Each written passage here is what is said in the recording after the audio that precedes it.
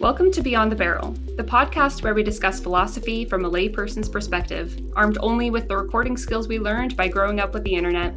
Thanks so much for joining us. In today's episode, we're finishing up our mini-series on perspective and reality by talking about what reality is, how we interact with it, and if objective reality is even accessible from our human perspective. We hope you enjoy the show today.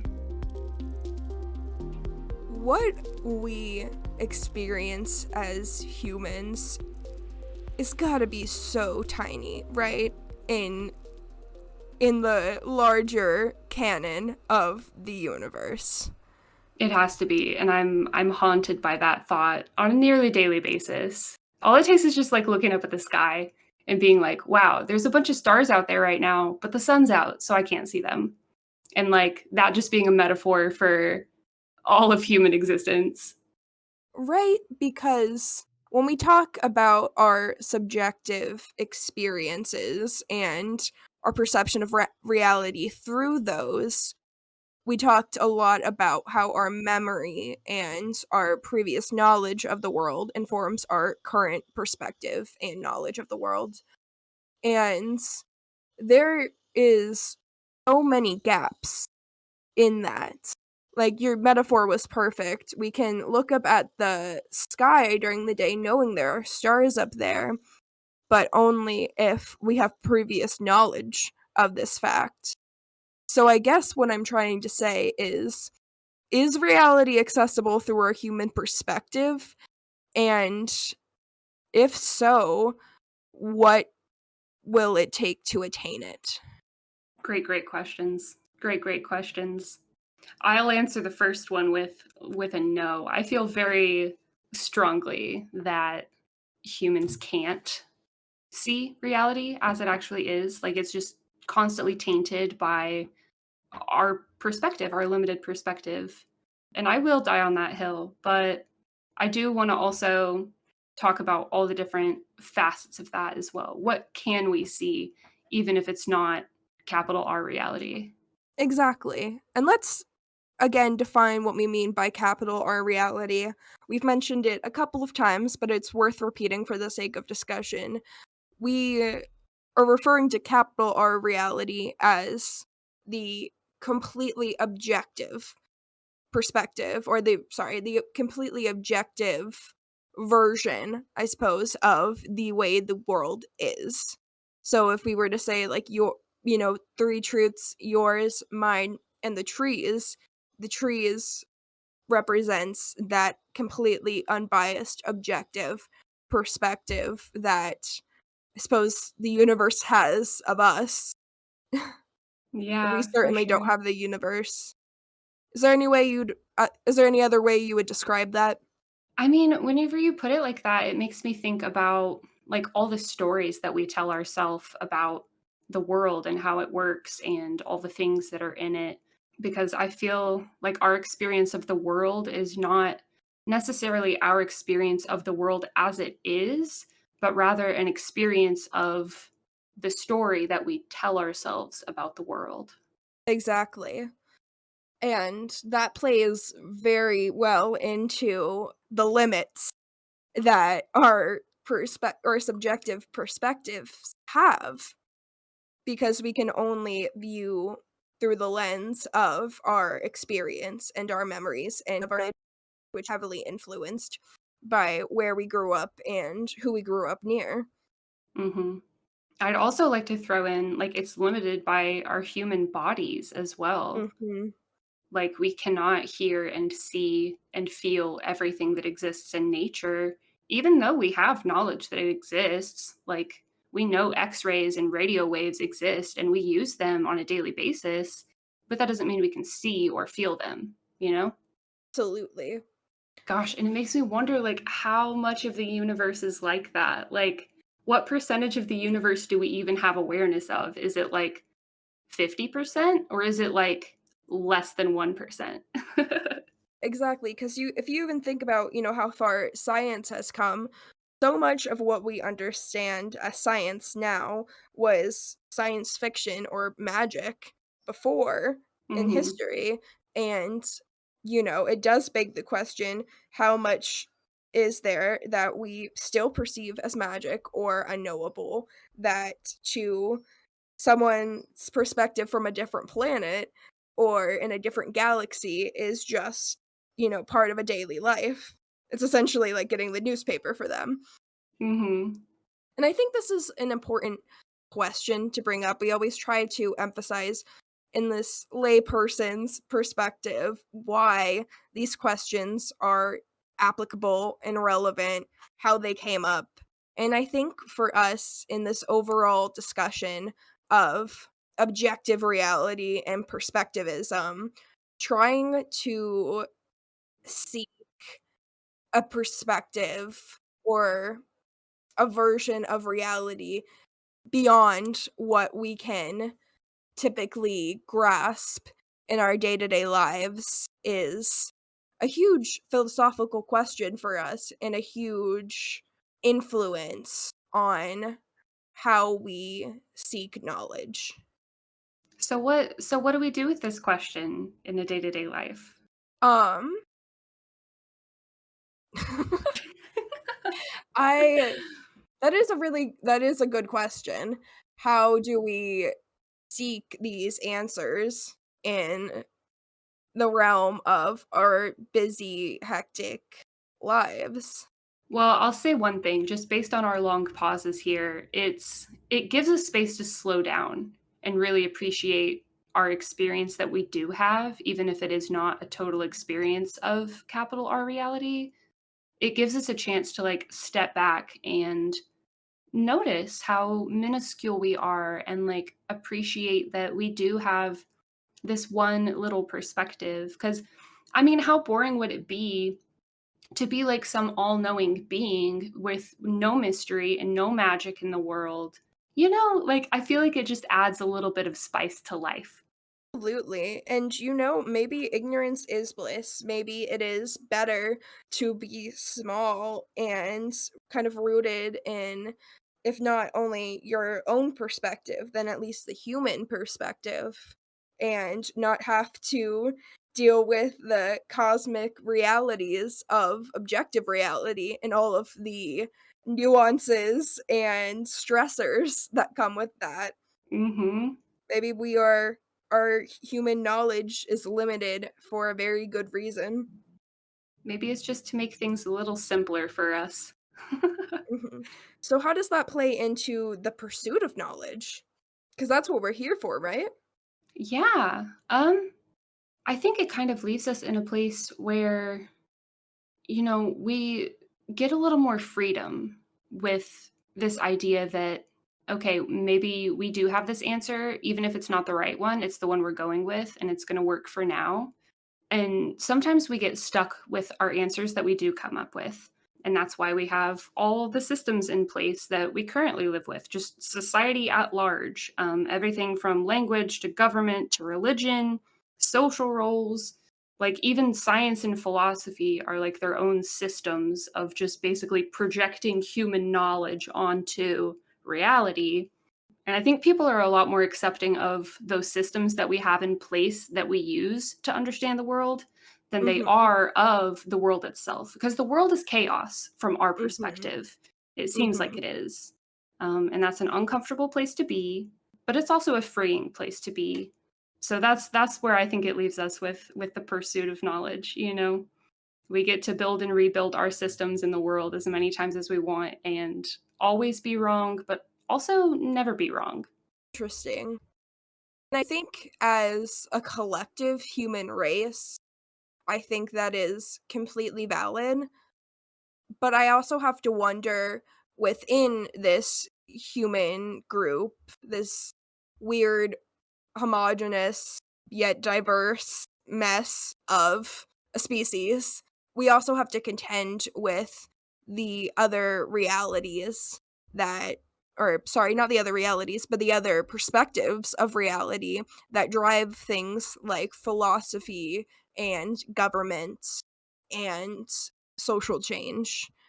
So while I think objective reality, I would agree with you, is completely inaccessible to humans, I think there is a degree to which we can access a greater human objective reality. Hmm. And does that start with the individual? So yes and no. In Ken Wibler's model of the four quadrants of human knowledge, specifically knowledge within the realm that humans can possibly attain, there are it's essentially like a grid system.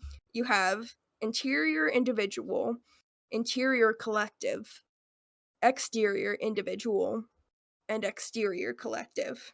Are you familiar with these? I'm not. I've actually never heard of this before. Fantastic.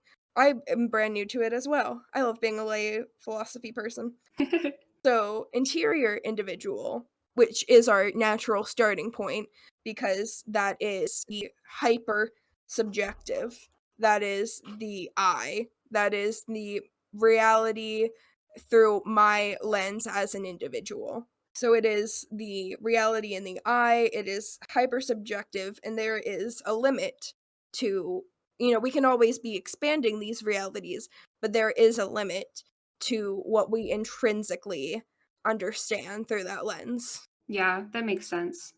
Because how Mhm. that's reading to me is like that's just kind of the perspective that like we're born with. We don't have to do any extra work in order to have that perspective. It's just there.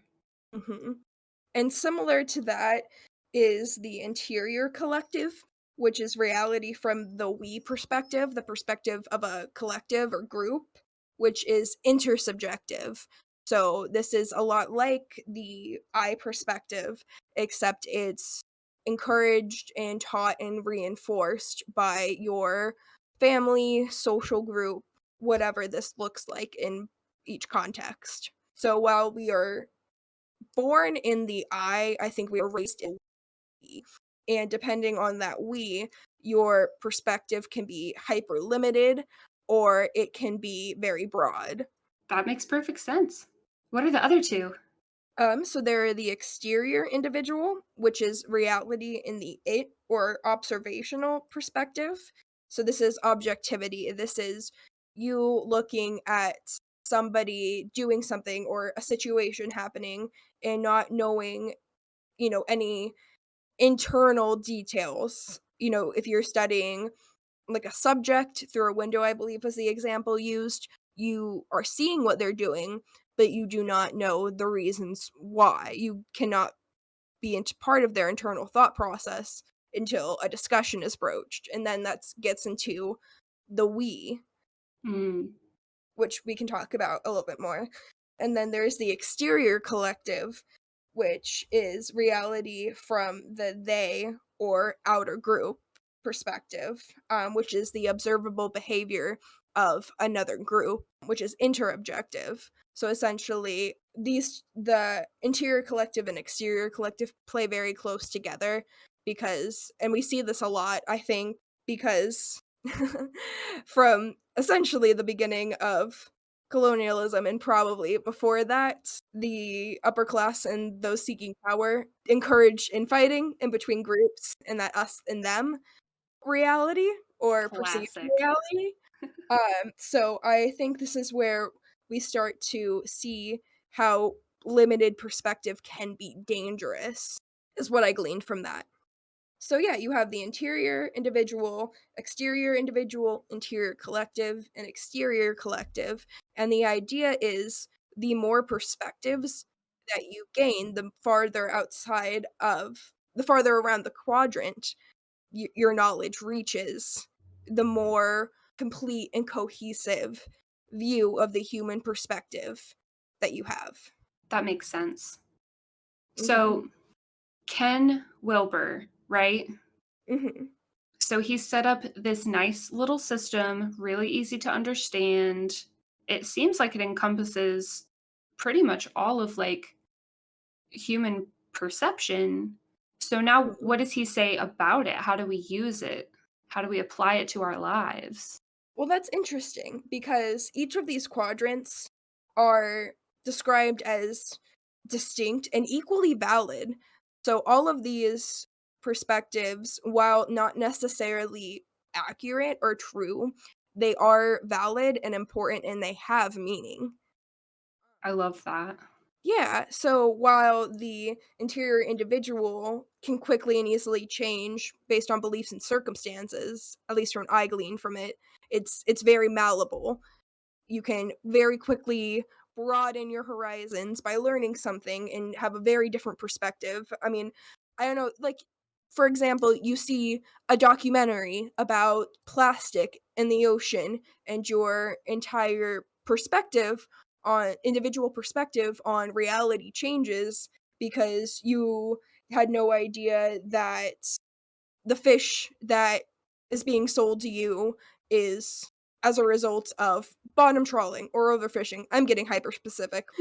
Um, No, this is good. I love this example actually, because yeah, I think it's a good example too of how like a perspective shift, i.e., learning new information, can cause like a belief shift, which in turn could lead to behavioral shifts as well. And that's how we really interact with reality is through our behavior, right? absolutely. Absolutely. I love that. And with the exterior the exterior individual, that completely objective reality that exists independent of those belief systems and those persuasions, so to speak. So, to answer your question, how we can interact with these is by exposing ourselves and opening up to the validity of these other perspectives and looking outside of our own perspective for the truth, because there is only a comprehensive truth in the combination of all of these. I love that. Like the Venn diagram. I think I've talked about like a Venn diagram kind of thing when we're talking about perspectivism. And it's like we want to find all the little overlaps from all of these things. And then that's how we get kind of the bigger picture. Absolutely. And again, to kind of address the overarching how do we access all of these point of discovery we're trying to reach, I think the most accessible way through it is through art, whether it be written word, spoken word, physical mediums. I think that is the most human and effective way for us to understand the rest of the perspectives in that chart, in the quadrants. I love that. That sounds very Ursula K. Le Guin of you to say. That may be the best compliment I've ever received. No, I love that. Just interact with art, and that's how you can enhance your empathy for all of these different perspectives and add them to your own perspective. Shape your Yeah. view of the world, shape your experience. Absolutely, and in an active way, right? Like, it's one thing to walk through, like, an art museum, and it's another thing to, like, pay attention and really think and try to put yourself in the mind frame of the artist, right? Like, active listening has to be a huge part of this perception shift. 100%. I mean, that's one of my favorite things about reading stories and poetry and looking at art Mhm. is like it makes me feel something that I've never felt in my own life before, you know? Mhm. Absolutely, it broadens your perspective of the world. I'm very curious to see how you think that this plays in with Buddhism and the one mind theory. Well, I think that Ken focuses a lot more on like the social aspects of reality, but Buddhism is a little bit less humanist, at least in what I've read of it. So I did a little bit of reading on Buddhism, specifically like the one mind theory and the three nature theory. And like one of the basic tenets in Buddhism is, one mindedness, like everything is one, oneness is everything. And I think that's a belief that gets inserted into a lot of other religions as well. Like God is everywhere, God lives in us, God lives in the trees, that kind of thing. But this one mindedness in Buddhism is a lot less personal than, say, the Christian God. Mhm. It is described as, having no self and being empty in its vastness. And it's honestly kind of a dichotomy. It's really hard to grasp. I mean, there's Buddhist monks who study this for their entire lives, and like there's just no words for it. It's like Zen. Like Mhm. there's no words. But I have written down the three tenets of three nature theory, and we can go through those one by one and kind of talk about what it means for the construction of reality. Sounds lovely. The first tenet is there is nothing but ineffable, inexpressible reality that resembles space, gold, and water in its absolute natural purity, which is kind of dense. It's hard to like take that quote and apply it to life. Mhm. But I think what it's really trying to get at is that there's just like a pureness in everything existing all at once together in the same space, and how all of the interconnectedness doesn't go away. Everything is interdependent on one another. And for that reason, that's what makes it pure in the way that water or gold might be. And the second tenet is that this reality appears as an unreal imaginative construction. This one I think I understand a little bit better than the first one because it's really about the human perspective. So it says it's an unreal imaginative construction. And that's kind of what I was talking about before earlier when I was like, the world isn't the world, it is the story we tell ourselves about the world. Mhm. And that's kind of the same thing. It's we perceive things and they look different to all of us a little bit. Every situation feels a little bit different. Every experience is appreciated a little bit differently. But that doesn't mean that reality is any different. It just means that that individual construction, that imaginative construction of reality is unreal. Not that it doesn't matter, not that it's invalid, just that it's not capital R reality. Yeah. And then the third tenet is this unreal construction, i.e., our perception, is the basis for error, which arises from confusing the construction for reality. And I think that one says a lot about humans. Absolutely. It almost kind of dismisses our perspective on the world a little bit just by saying we're always erroneous, or we're always projecting all this stuff onto the world, and it's not, we're just building castles in the sky basically. But like I said before, I think that this kind of stuff can be really liberating in a way that's like there's no right answers, there's no wrong answers, there's just what you do, you know? Absolutely. I agree with you that it's freeing.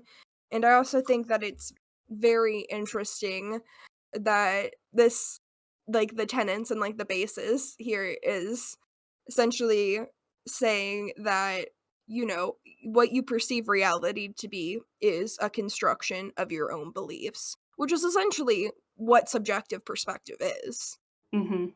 And I think that gives us a lot of space to accept that what we perceive as truth is just as likely to in more is more likely to be false than true. Yeah, it's conventional. That was a word that came up in the reading a lot, was like this difference between a conventional truth and an ultimate truth. Yeah, and that I gotta process that for a second. That is I gotta think about like what that means for us in this quest for an objective perspective. Cause yeah, it is so much more convenient to stay within the realm of your knowledge and not seek out exterior truths and valid real truths as opposed to just believing your own are real and valid. Yeah, being challenged is hard. Mhm. Mhm. Yeah, we talk a lot about radical acceptance, and I think that this is a really key tenet of this discussion is radically accepting that objective reality is not accessible through the human perspective, and that is something we just have to be okay with. We have to continue to expand our own knowledge within the realm of the human perspective, but there are always going to be things that are inaccessible to us. Yeah, sad but true. Doesn't have to be sad. Actually, I take it back. Not sad, but true. Mhm. Freeing and true. I stand by Mhm. that as well. I said I Mhm. would die on a hill at the beginning of this podcast, and this is also another hill I will die on, that like just because we say, all of our beliefs and perceptions are just based on conventionality, it's just convenient for us to believe these things and interact with the world in this way, doesn't mean that it's invalid. It doesn't mean that it's not fun and exciting and immersive. It's just human. And being human is being flawed. Thoroughly. Well, I want to try to wrap up these resources pretty quickly. I have a couple of quotes from Jose Ortega y Gasset, and they're kind of dense, and I honestly don't know how to unpack them, but they felt really relevant to this conversation.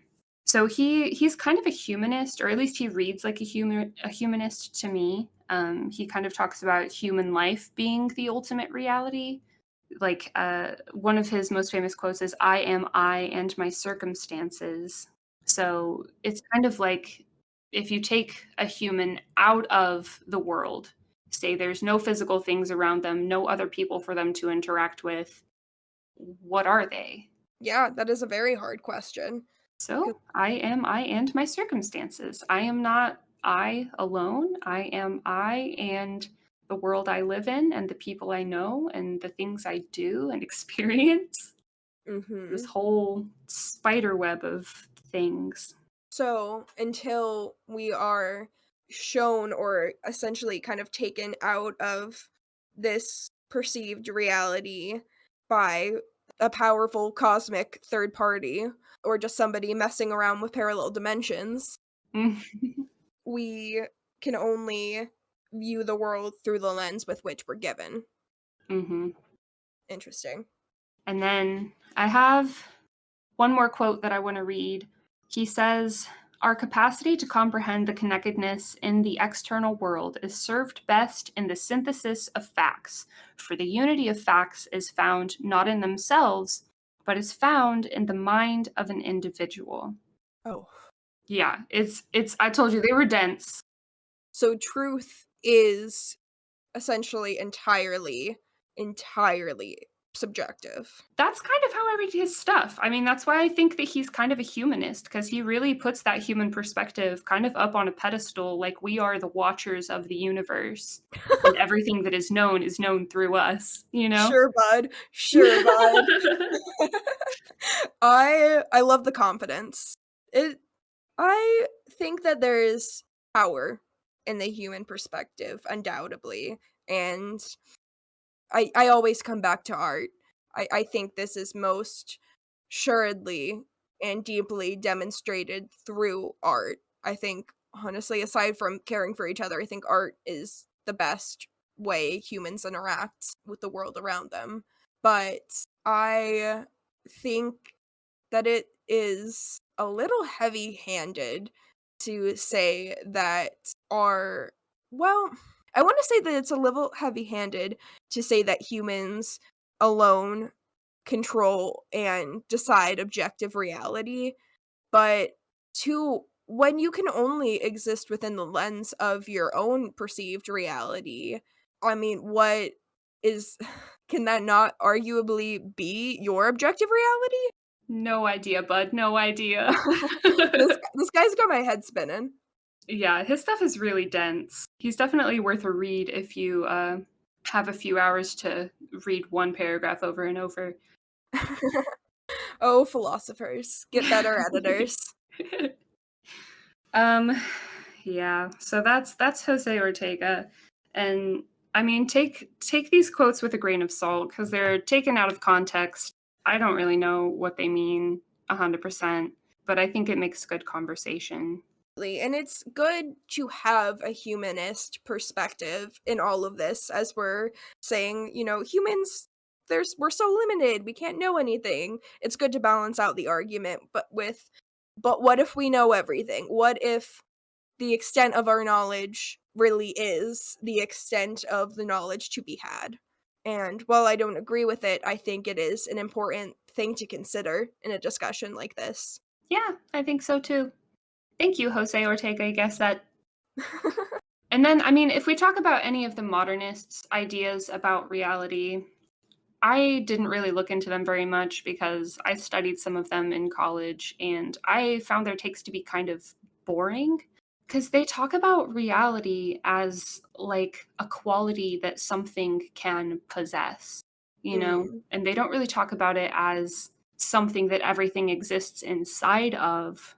mm, It's kind of something that coats everything else, right? mm, And I feel like it also kind of discounts the idea that, well, things like ideas and imaginative creations that exist only inside of our minds do not exist in reality. And I would contest that quite strongly because even if I am, designing this really cool like dragon in my head and it's like purple and it's got like 40-foot wingspan, breathes fire, it's got like gemstones on its spine, that dragon's not real, but it does exist inside my head. I did see it mm. inside my little picture brain, and I think that counts for something.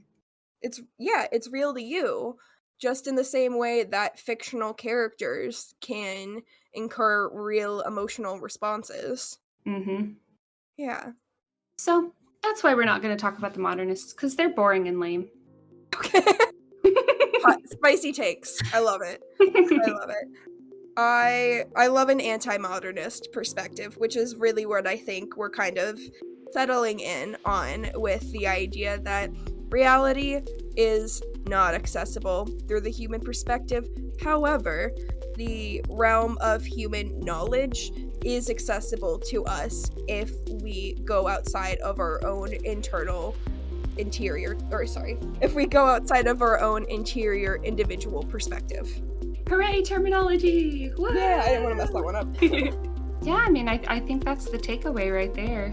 Yeah. Thanks for listening, everyone. Thank you and goodbye! Thank you. Go think about your place in the universe. Thanks for listening today. We hope you enjoyed the show. If you'd like to join the conversation, find us on Twitter and TikTok at BTB Philosophy. We would love to hear your thoughts and suggestions. Stay curious, stay open, and stay kind. We'll talk to you next time.